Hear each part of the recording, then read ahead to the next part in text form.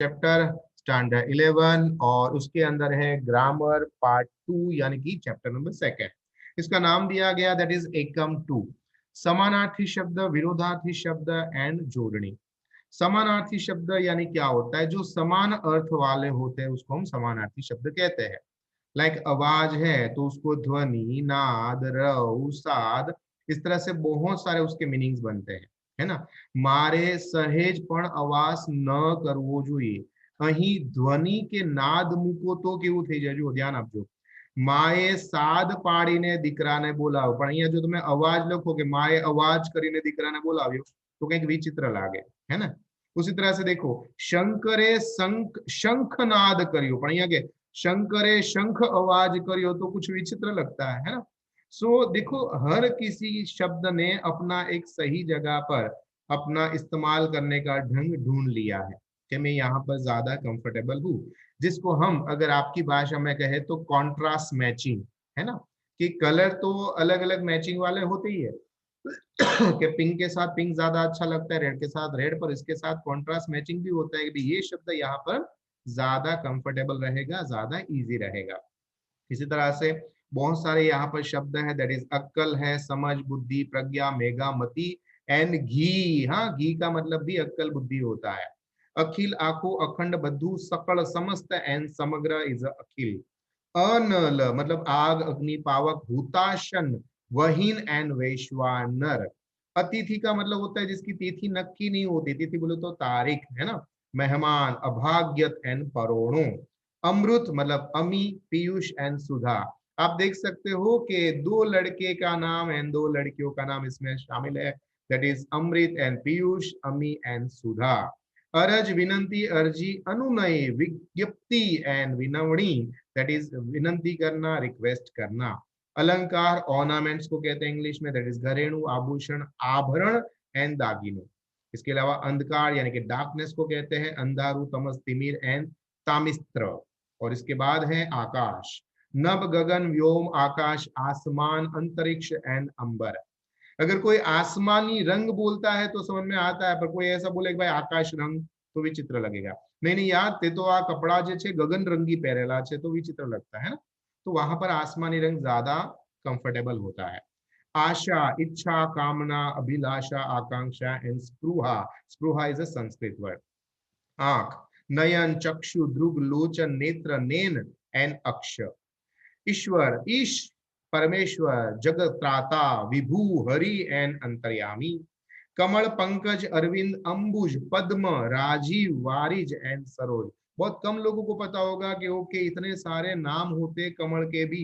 Like Pankaj है, अरविंद आपने नाम सुना है, राजीव एंड सरोज भी नाम सुना होगा, पर शायद आज आपको पता चलेगा ओके लोटस का इतने सारे नाम होते हैं। गणपति जी महाराज के बहुत सारे नाम है, आप सबने सुने होंगे, दैट इज गजानन, गणेश, लंबोदराय, वरदाय, सुलभप्रियराय, आपने लंबोदर नाम सुना होगा। विनायक एंड गौरी, सुत, सुत का मतलब होता है पुत्र, गौरी माता का पुत्र। गरीब, दरिद्र, अकिंचन, दीर, निर्धन, रंग एंड पामर। रंग क यानी गरीब को कहते हैं, पामर यानी गरीब। घर, आवास, गृह, निकेतन, भवन, सदन एंड सब्म। सब्म है म, द और म के साथ है। घोड़ो, अश्व, हय, तुरंग, वाजी एंड सौंधव। चंद्र, इंदु, चांदो, निशाकर, शशि, सोम, सुधाकर एंड हिमांशु। आपको पता है हिमांशु मतलब होता है चंद्र, ठीक है। आगे है जगत यानी जग, दुनिया, भुवन, लोक, विश्व, आलम एंड जहान। इसके अलावा जिंदगी, जीवतर, आयुष, आयु एंड आवर्दा। झाड़ का मतलब होता है वृक्ष, तरु, द्रुम एंड पादप। बहुत सिंपल से इसके मीनिंग्स है, यहाँ पर और भी मीनिंग्स है आपके टेक्स्ट बुक के अंदर। दैट इज दुख, कष्ट, व्यथा, आपत्ति, विपत्ति, व्यथा, दो बार रिपीट हुआ है, एंड पीड़ा। नदी, सरिता, तटीनी, आपदा, नद एंड निर्जरी। सरिता बहुत सारे लोगों का नाम होता है पर पता ही नहीं होता what is the meaning of Sarita. Sarita is a river, नदी को कहते हैं। नमस्कार, वंदन, प्रणाम, पयलागण, है ना, पायलागण हम बोलते हैं, पायलागण, पायलागण, जुहार, सलामत एंड प्रणिपात। काफी सारे लोग ये ऐसा इस्तेमाल करते हैं दिवाली के टाइम पे कि तुम्हारे माता पिता को मेरा पायलागण बोलना। वंदन, प्रणाम भी बोलना भी बोलते, पर ये थोड़ा ज्यादा कंफर्टेबल लोग समझते हैं।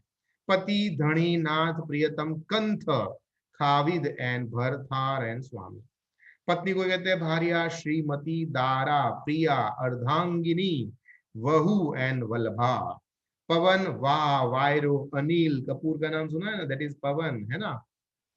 वात, समीर, हवा का झोंका, इसलिए पवन कहते हैं। वायु, मरुत, मारुति नंदन, हनुमान जी को कहते हैं क्योंकि वो पवन पुत्र थे। एंड मातश्रिता, पानी, जल, नीर, अंबु, भू, वारी, उदक, सलिल एंड तोय। तो ये सारे बहुत सारे मीनिंग्स है। इसके अलावा यहाँ पर आपको ऑपोजिट वर्ड दिए गए हैं। ज्यादातर स या अ लगाने से आपको ऑपोजिट वर्ड मिलेंगे, पर इसके अंदर जो सबसे ज्यादा इंपॉर्टेंट है पार्ट, वो क्या है वो ध्यान से हम समझते हैं। इसके अंदर दिए गए हैं अलग अलग जोड़ने के 8 नियम। ध्यान से सुनिएगा इसको। एकज अक्षर में मतलब सिंगल वर्ड के अंदर अगर कोई वर्ड बताया गया था, घी है, छी, पी, बी, फू, जू, तो आप देख सकते हो इसके अंदर ज्यादातर बड़ी ई, यानी कि आप देखो ये बड़ी ई का इस्तेमाल हुआ है ना। इसको कहते हैं दीर्घ ई। एंड दीर्घ ऊ का यानी बड़ा ऊ का इस्तेमाल करना पड़ता है कंपल्सरी। आप देखो जब भी सिंगल वर्ड अगर इस्तेमाल करना है तो हमेशा बड़ी ई या बड़ा ऊ का इस्तेमाल करें। दूसरा नियम याद रखें, जोड़ाक्षर अगर आए यानी ज्वाइंटिंग वर्ड, देखो यहाँ पर जिला में आधा ल है, स यहाँ पर है, यहाँ पर स आधा है, तो क्या करना है कि पहला जो ई आएगा या पहला ऊ आएगा वो आपको छोटा देना पड़ेगा, यानी ह्रस्व देना पड़ेगा। आप देख सकते हो यहाँ पर ज्वाइंटिंग लेटर है तो आगे ई जो है वो छोटा दिया गया, यहाँ पर देखो, यहाँ पर देखो, है ना।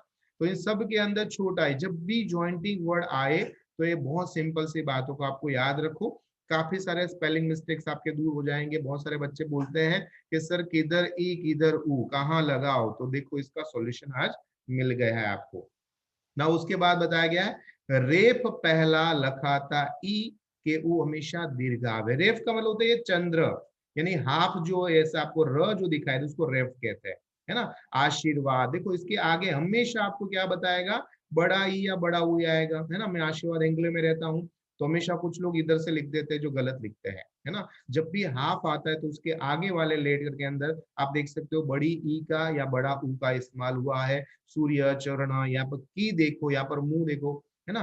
कुछ वर्ड ऐसे हैं जो अपवाद है, जो इस नियम को नहीं मानते हैं। इसको खास अच्छी तरह से याद रखें, स्कूल में यही पूछते हैं, दैट इज कारकिर्दी एंड उर्वशी। ठीक है ना। उसके बाद है नियम नंबर है हमारा 4। अगर 4 या उससे ज्यादा अक्षर वाले यानी लेटर वाले शब्द आए तो शुरुआत का यानी कि पहला जो शब्द होता है वो हमेशा आपको ह्रस्व में देना पड़ेगा। यानी आप देख सकते हो यहाँ पर 4 लेटर वाले सारे वर्ड दिए गए, है ना। पर उसके अंदर पहला देखो, यहाँ पर छोटा ऊ है, यहाँ पर छोटा ऊ है, छोटी ई है, छोटा ऊ, छोटी ई का इस्तेमाल होता है। तो बहुत छोटी छोटी जानकारी आपको याद रखनी है। यहाँ पर एग्जाम्पल दिया है, कुछ ऐसे भी है जो इस नियमों को नहीं मानते हैं। तो क्या बताते हैं यहाँ पर कि बे शब्द जोड़ा यानी नवो शब्द जो अगर बनता हो, यानी दीवा एंड सड़े अगर दो मिलके अगर शब्द बनता हो तो तेमा जोड़नी तेना मूल अक्षर के हिसाब से रखने पड़ेगी। यानी वो अपने आप को करेक्ट नहीं करेगा, भाई मैं उसके साथ जाऊंगा तो मैं अपने आप को चेंज करने वाला नहीं हूँ। तो आप देखो यहाँ पर दीवा और सड़ी यानी कि दीवा जलाने की जो तिली आती है ना जिसको मैच स्टिक करते हैं, तो इसको ये दीवा का दी आया है। तो आप बोलोगे सर यहाँ पर फर्स्ट लेटर में ई आया है बड़ा, तो इसके कारण से मीन से यानी कि जिसको हम कहते हैं मीन को क्या कहा जाता है इंग्लिश के अंदर, एग्जैक्टली मैं भूल गया, वैक्स, हाँ। और उसके द्वारा बनने वाली बत्ती यानी उसको कहते हैं मीण बत्ती।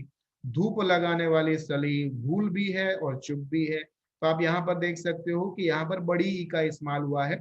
जब दो वर्ड अगर से बनता है, दो दो अलग अलग वर्ड से बनता है तो वहां पर ये नियम का उल्लंघन होता है, मतलब नहीं मानते हैं। इसके बाद है नियम नंबर 6 जिसमें बताया गया है या, यू एंड यो। अगर ये 3 आते हैं तो ज्यादातर उससे पहले ई हमेशा छोटा होगा। जैसे आप देखते हो यहाँ पर यू आया तो आगे हमेशा छोटा ही आएगा, है ना। यहाँ पर आप यू देखो, यो देखो, जैसे रेडियो, गांठ यो, भगत यू, कड़ यो, चढ़ यो, वरियाड़ी, या के पहले ई आया। पानी आरू या के पहले छोटा ही आया। तो जब भी या यू यो, या यू यो ऐसा लगता है जैसे कोई चाइनीज नाम हो, पर आपको याद रखना है जैसे ही चाइनीज आए उससे आगे हमेशा हमें छोटी प्रोवाइड करना है, ज्यादा देंगे तो नुकसान तो भुगतना ही पड़ेगा। सो या यू यो आपको याद रखना पड़ेगा, दैट इज छोटी ई वहां पर देनी पड़ेगी यानी ह्रस्व देना पड़ेगा। क्लियर है। उसके बाद नियम नंबर है 6 जिसमें क्या बताते हैं कि जो शब्द रूप ने ई प्रत्यय आवता हो, यू ई बोले तो लास्ट के अंदर अगर जैसे यहाँ पर ये बड़ी ई दी है और य आया, इसको प्रत्यय कहते हैं, लास्ट में दिया जाता है ना उसको। तो ई अगर प्रत्यय आता है तो शब्द में ई जो है वो दीर्घ बन जाता है, अगर लास्ट में आता है तो की बात है। तो देखो ई तो बड़ी ई है ना, हमेशा बड़ी देने का, देखो बड़ी दिए सब जगह पर, आदरणीय, राजकीय, वंदनीय, भवदीय, मानवीय, केंद्रीय, कमनीय, प्रशंसनीय, शास्त्रीय, राष्ट्रीय। तो ई अगर आता है, ई लास्ट में आता है तो हमेशा उसमें ई जो है आपको बड़ी देनी पड़ेगी, दीर्घ देनी पड़ेगी।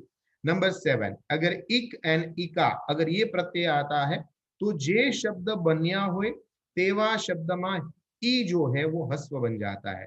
जैसे इक एंड इका शब्द, ई आता है तो बड़ी, पर इक और इका आते हैं तो हमेशा छोटा बन जाएगा। सामाजिक, दैनिक, वार्षिक, प्रासंगिक, नैसर्गिक, राधिका, अंबिका, अध्यापिका, नवलिका, संचयिका, ये सारी चीजें याद रखनी है। एंड लास्ट नियम यहाँ पर बनाया गया है, दैट इज क्या है कि विभक्ति में वचन ना प्रत्यय लगाड़वामा आवे के समास बनता शब्द में मूल जोड़नी कायम सरखी ज रहे। तो आप देख सकते हो अगर नदी है उसमें से मुझे बहुवचन बनाना, नदी हो तो उसमें चेंजेस नहीं करेंगे, नदी माँ सेम रहा, स्त्री स्त्री हो, स्त्री ने, खूबी खूबी हो, तो एज इट इज रहेगा। आप उसको कलेक्ट करने जाओगे नहीं कि इसके अंदर आप छोटी या बड़ी कर दो, ऐसा आपको नहीं करना चाहिए, ये हमेशा आपको याद रखना है। ये 6 नियम बताए हैं, वैसे तो बहुत सारे नियम होते हैं पर आपको अभी ये याद रखना है। इसके अलावा एक छोटी छोटी बात है मैं आपको और बता दूं कि याद रखिएगा कोई भी अगर शब्द जो है, अगर वो शब्द पुल्लिंग शब्द होता है, पुल्लिंग शब्द होता है तो उसके अंदर आपको बिंदी नहीं देनी होती है ना। पर अगर नपुंसकलिंग एंड स्त्रीलिंग शब्द होता है और उसके बाद बिंदी आपको देनी पड़ती है। जो आप 12th स्टैंडर्ड में आओगे तो वहां पर इसके बारे में आपको डिटेल में जानकारी मिलेगी, क्योंकि वहां पर उसकी भी एक एक्सरसाइज आती है। तो आप ये आठों के आठों नियम को बहुत ही अच्छी तरह से आपको लर्न करना है, क्योंकि इसके रिलेटेड आपको बहुत सारे प्रश्न इस ग्रामर के अंदर पूछने वाले हैं। एंड 12 के लिए भी ये काफी इंपॉर्टेंट टॉपिक्स है, 12 के लिए हो या ना हो, पर हाँ जब आप क्वेश्चन आंसर लिखोगे, निबंध लिखोगे, पत्र लेखन लिखोगे, इवन गुजराती लिखोगे, तो वहां पर ये छोटी छोटी चीजें आपके लिए बहुत फायदेमंद रहेगी। इवन इसके द्वारा आप अपने सर, टीचर और मित्र क्या गलत लिख रहा है, कहाँ पर गलत स्पेलिंग लिख रहे हैं, उसकी भी बहुत इजीली आपको जानकारी मिल सकती है। 8 नियम है, बहुत ही इजीली आप कर लोगे, मुझे पूरा यकीन है। लर्न करो और वन बाय वन, एक एक दो दो एक अगर आप लिखना शुरू करोगे तो आसानी से ये लर्न भी हो जाएगा। सो आशा करता हूँ ये चीज आपको अच्छी तरह से समझ में आई हो।